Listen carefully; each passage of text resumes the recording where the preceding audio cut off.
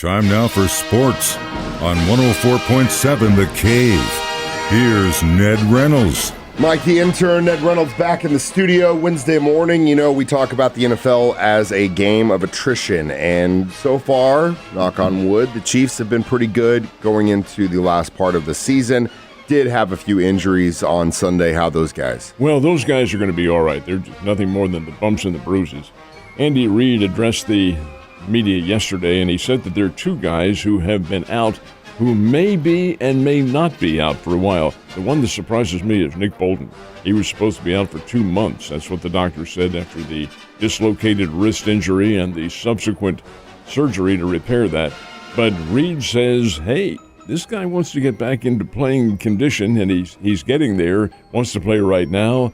We're going to make a game-time decision on whether or not he plays against the Packers. Probably, in all honesty, not, because you want to save this guy and have him fully healthy for the postseason.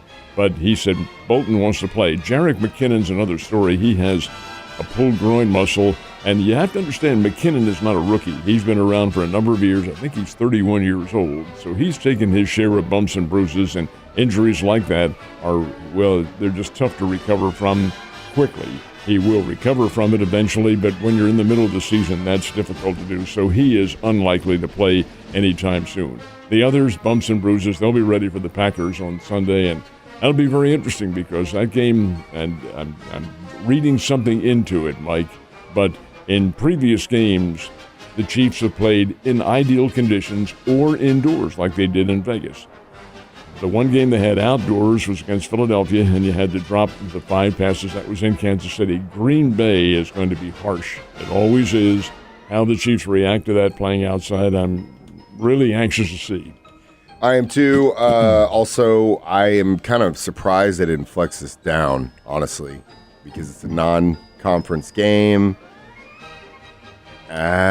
Chiefs, Packers. You'd think at this point there are some other mid-afternoon games that could have been bumped into its place. But the fact of the matter remains, this is a Sunday night game, of course, and the fact is that the Chiefs are prime targets for any television circumstance.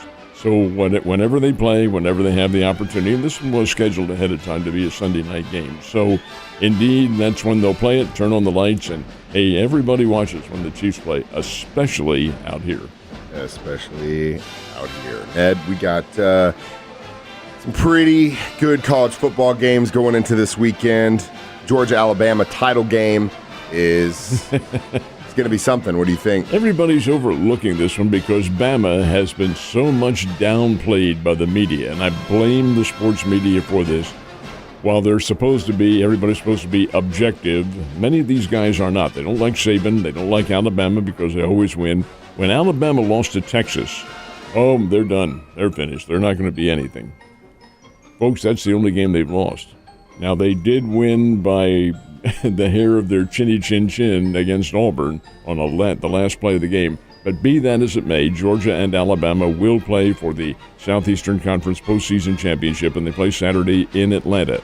At the moment, Georgia is a 5.5-point favorite. Gang, I'm not selling Bama short in any way, shape, or form. They're tough. They're seasoned athletes. They play for Nick Saban.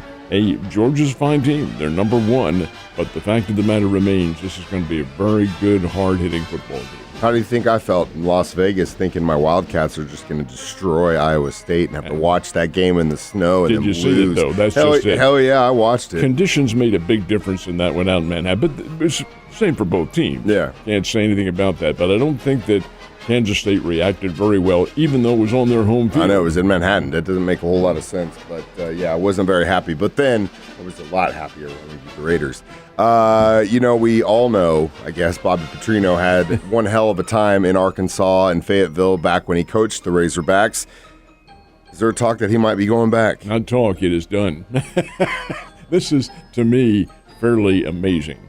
Here's a guy who has a lot of baggage. But Coach Sam Pittman at Arkansas remembered the game from last year when the Bears went down there under Bobby Petrino and almost beat the Razorbacks.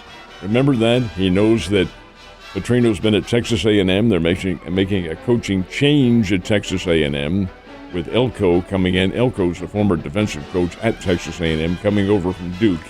Going to be the head coach now. He hasn't made official proclamations as to what his coaching staff is going to be, but Sam Pittman said, "Why take a chance, Bobby? Come over here and join me as the offensive coordinator." Now, Bobby Petrino's no dumbbell. He has to know that the publicity surrounding his return there to the Razorbacks is going to be a big story, and all the old sordid word from what was 12, 13 years ago is going to be dredged up again. We're not going to get into it. Everybody knows what the situation was. But he's a well-respected offensive coordinator. Arkansas had no offense against Missouri in their game, especially when K.J. Jefferson, their outstanding quarterback, got knocked out of the game. Arkansas was DOA, and they played like they were DOA. Not good at all. Petrino will do some behind kicking with that offense and get them back in shape again, but he has to be mentally tough because you know what the scribes and the fans are going to say. Hopefully those in Fayetteville have a short-term memory, Ned. I know I do after being in Vegas. Talking a lot about college football in the next week or so because now after we got the titles games coming up, we got bowl games coming up after that. What are the bowl rankings looking like right now? The bowl rankings, and these are not the final ones, but they came out yesterday, and if the playoffs were to begin today, it would be Georgia versus Florida State in one semifinal and Michigan versus Washington in the other semifinal. But keep in mind, all four of those teams have games remaining. They all have conference championship games. Florida State has Louisville to play, and Florida State's compromised because their star quarterback isn't in there. Michigan and Iowa play for the Big Ten championship game, and Michigan's only a 22-point favorite in that one. Iowa doesn't have any offense at all, but a pretty good defense. And again, you never can tell what'll happen. So you have circumstances here that are going to be very interesting because the final bowl rankings will reflect what goes on and what bowl pairings are going to be. Oregon is waiting in the wings. Washington plays Oregon in the Pac-12, the last Pac-12 championship game there will ever be. Oregon's waiting to take over. If Oregon wins that game, they take Washington's place without question. Ohio State 6, Texas 7. In 8th place, Alabama. 9 is Missouri, and it looks like that's where they're going to end up since they don't have any games remaining. And Penn State is number 10, and that, of course, it goes beyond that. But the final bowl pairings will be coming up this Sunday. In the past, of course, it's always been Tuesday, but when the season ends on Saturday, then the rankings come out the next day at 11 a.m., and that's when the teams find out where they're playing. And we know what games we got to watch through the holidays. So how the MSU basketball Bears doing?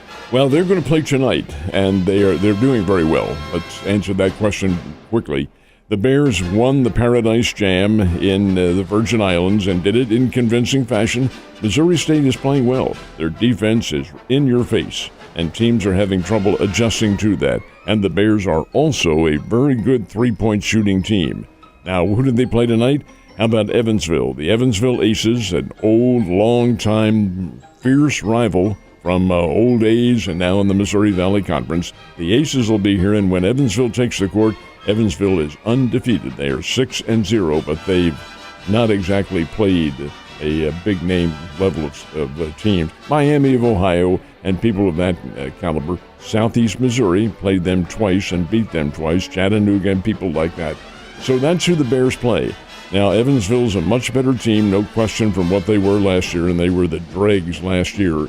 But coming in here to Springfield, they'll be primed and ready, and they will do.